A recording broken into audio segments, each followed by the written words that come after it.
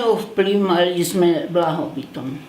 To je jedna vec. Svedčí tomu aj to, že bývali v našom meste také trhy raz týždenne a ja som pekne išla predávať ako dieťa, ešte školopovinné, vodu, aby som nejak aj tým rodičom pomohla.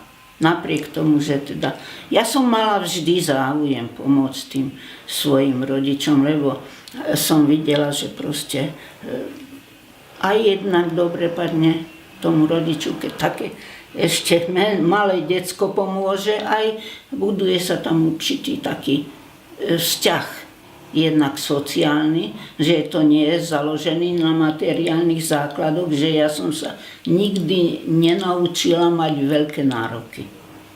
Vyplýva to aj z tej výchovy. Myslím si, že v tej ako by som to nazvala, tej kategórii ľudí, to bolo bežné. Tí, ktorí proste neboli bohatí a mali k tej robote jaký taký prístup, pretože ani predtým nebolo veľa roboty. Takže aj tie ostatné deti, to boli už také bohatšie deti, jak mňa potrestali, že aby som nechodila na ulici, učiteľ mi prikázal, že musím učiť bohatu.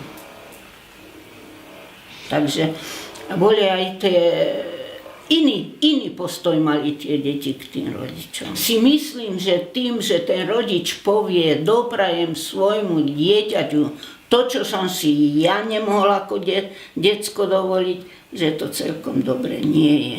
Pretože to dieťa bez nejakej zásluhy dostane niečo, čo si nikdy nebude potom vážiť.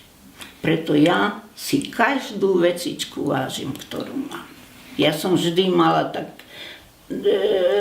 premyslené, aj ako decko, keď mi niekto dal nejaké drobné, tak skôr som to dala rodičom. Ja som nejaké nároky míňať nemala. A to sa vlečie so mňou aj teraz, že vždy si rozmyslím, na čo mám vydať peniaze. Ja som bola toho názoru, keď som mala ísť do dôchodku, že mladí ľudia do dôchodku nemôžu ísť.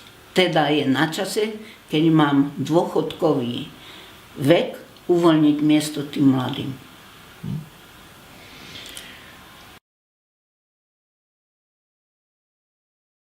Nejaké mimoriadne túžby nemám. Jedinú túžbu je zdravie. Čo sa kúpiť nedá. A žiaľ Bohu, mňa to veľmi limitujú ma oči, čo som nikdy nebola zvyknutá.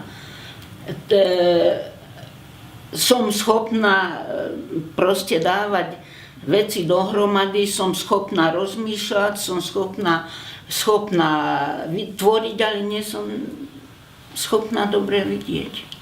A to je veľmi, veľmi, veľmi deprimujúce.